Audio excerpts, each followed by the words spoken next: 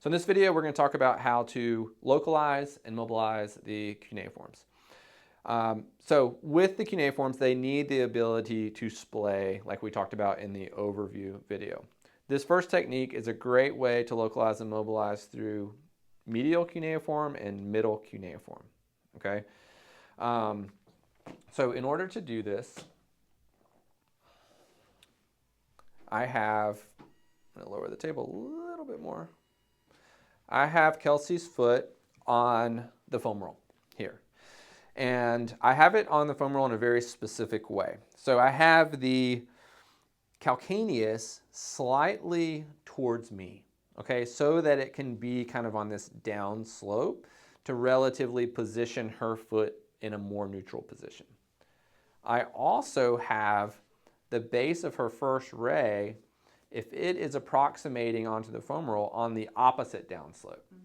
Okay, so I don't want the foot to be like on this crazy angle. I just want it to be on this little bit of a diagonal that kind of mimics gait. Okay, so because we roll from a little bit more outside to rolling over and pushing off the big toe. So I have it here.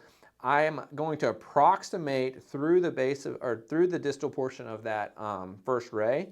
I'm going to lumbrical grip, or just kind of squeeze together her calcaneus, and then both of my hands press into the foam roll.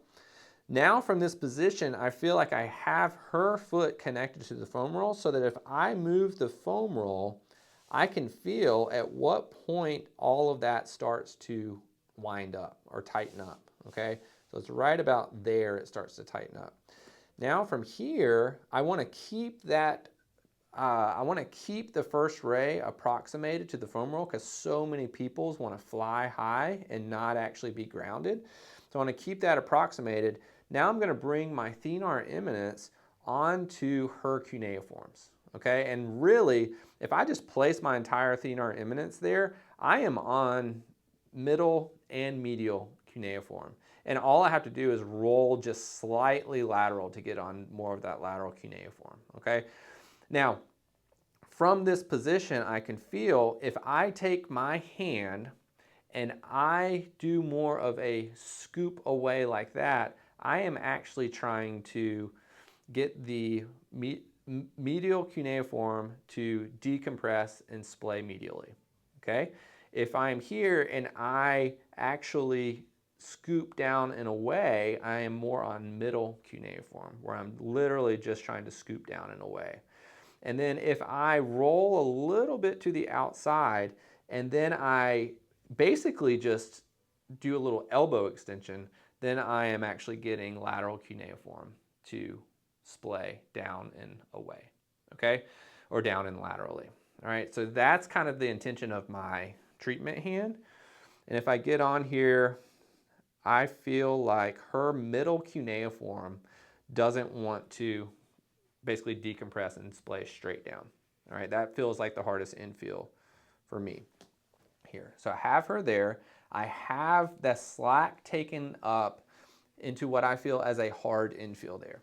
Now, if she had an issue with her navicular bone wanting to drop down, and I felt like I needed to support it, I could with my index finger here as I do the rest of the technique.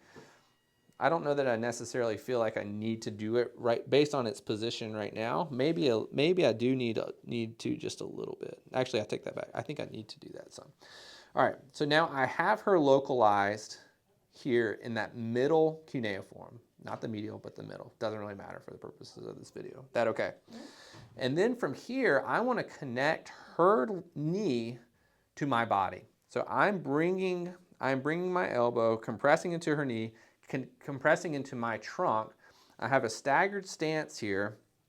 And then in order to further wind this up, I am rotating through my pelvis. As I rotate through my pelvis, I am pulling up and back with her leg as I am pushing down and forward with my arm. So it's like this combination of pressure or of force. Now I lost that and I need to rewind it up there. So I just wanted to show you that bigger picture. So it's as I rotate my pelvis, pushing down with my left arm, pulling up and away with my right arm, and that's creating the force through her cuneiform that I want to have, okay?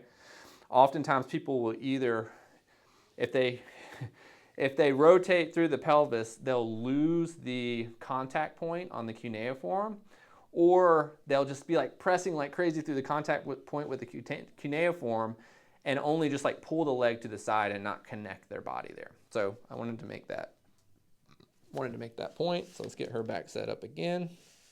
Get there, get on that middle cuneiform there, support the navicular, connect her leg to my body, and then I can make sure I stay on that infill as I take her away.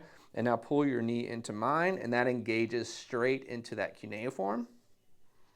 And let it go. And you can see my arm shaking.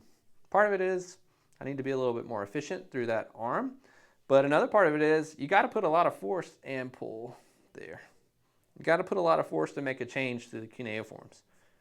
As we're walking, as we're running, we're putting a lot of force through the feet. In order to make a change there, this is a technique that it just does kind of take a lot of force. But you want to help yourself out by appropriately winding everything up. That's why it took so much time to go through that. So that is medial and middle cuneiform. You could also get a little lateral, but those two probably more important. Mobilization, how to localize and how to mobilize.